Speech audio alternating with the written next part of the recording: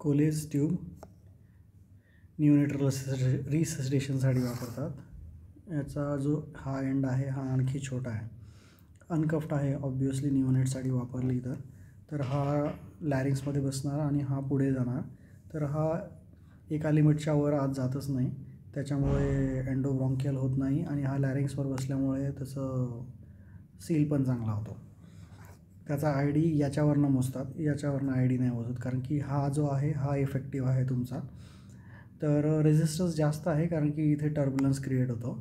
Steel तरी लोक म्हणतात की या साईजची जर तुम्ही पूर्ण एटी टाकली त्याच्यापेक्षा तो कमी रेझिस्टन्स देईल, कारण की हा वरचा पार्ट मोठा आहे. शोल्डर म्हणतात, शोल्डरमुळे इनॲडव्हर्टंट एंडोब्रॉन्कियल इंट्युबेशन नाही होणार. ठीक आहे, सेम आहे, काही ॲडिशनल दिलेलं. तर मायक्रोकफ ट्यूब, मायक्रोकफ तर हा थिकनेसवर आहे. त्याची थिकनेस एकदम कमी असते, त्याच्यामुळे जो प्रेशर एक्झर्टेड आहे ते एकदम कमी आहे, as low as 10 centimetre of water. आणि कफ हा जो आहे हा सबग्लॉटिक एरियाच्या खाली असतो. सबग्लॉटिक एरियाला इंजुरी नाही व्हायला पाहिजे पीडियाट्रिकमध्ये, थिनेस्ट म्हणून काय म्हणतात, सगळ्यात छोटा एरिया म्हणून. आणि जो कफ आहे तोही छोटा आहे आणि मग त्यांनी मर्फीज आय पण उडवली आहे.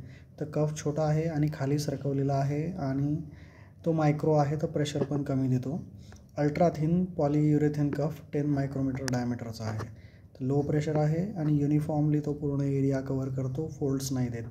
तर आयडियल आहे तो पीडियाट्रिकमध्ये तुम्हाला कफ ट्यूबसाठी.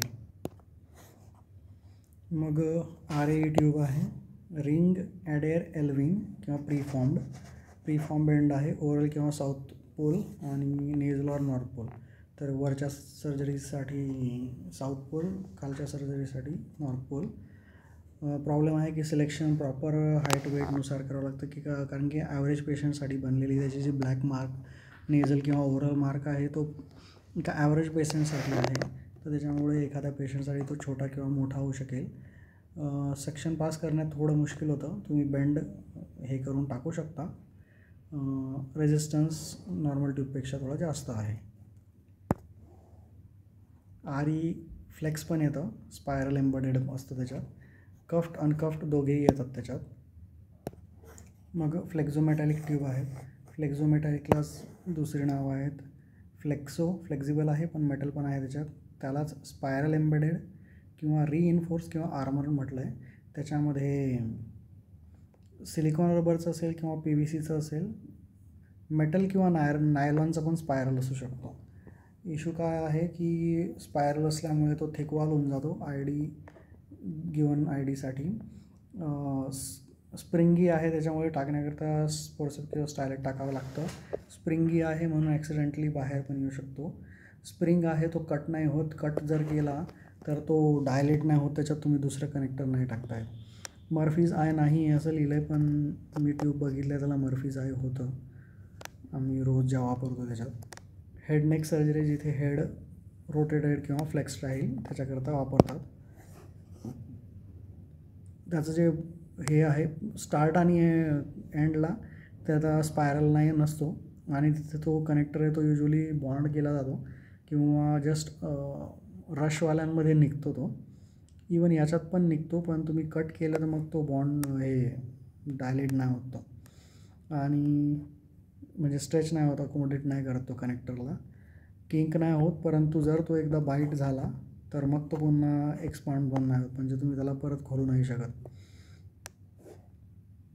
युजली त्याच्या एक्स्ट्युएशनची भीती असते म्हणून थ्रोट पॅकिंग आणि प्रॉपर फिक्सेशन लागतं त्याला. मायक्रो लॅरेंजियल ट्यूब आहेत. या 4, 5, 6 व्हॅल्यूजमध्ये येतात, हाफ व्हॅल्यूजमध्ये नाही आहेत. 4.5, 5.5 अशा ट्यूब्स नाही आहेत त्या, 4, 5, 6 3 व्हॅल्यूमध्ये येतात. तर ट्यूब लहान आहे, तर पीडियाट्रिक ट्यूब का नाही वापरतात. पीडियाट्रिक ट्यूबची लेंथ नसते, तर या ॲडल्ट साईजमध्ये लेंथमध्ये आहे, डायमीटरने कमी आहे. पण त्यांचा कफ जो आहे तो ॲडल्ट साईजचा आहे. युजली समजा 8ची ट्यूबचा कफ असेल तर मग हाय व्हॉल्यूम लो प्रेशर कफ आहे आणि कफ मोठा असल्यामुळे ती ट्यूब बरोबर सेंटरमध्ये राहील ट्रकियाच्या, त्याच्यामुळे त्याच्या अराउंड तुम्हाला विजिबिलिटी आणि ॲक्सेस राहणार. पण ट्यूब छोटी असल्यामुळे रेझिस्टन्स जास्त असेल म्हणून तुम्हाला लॉंग एक्सपिरेटरी फेज द्यावे लागेल फॉर प्रॉपर एक्सपिरेशन. आणि मायक्रोलॅरेंजियल सर्जरीजमध्ये लेझर इन्व्हॉल्व असू शकतो, तर या ट्यूब काही लेझर रेजिस्टंट नाही आहेत. लॉंग एक्सपायरेटरीमध्ये ठेवायला लागेल तुम्हाला. ठीक आहे.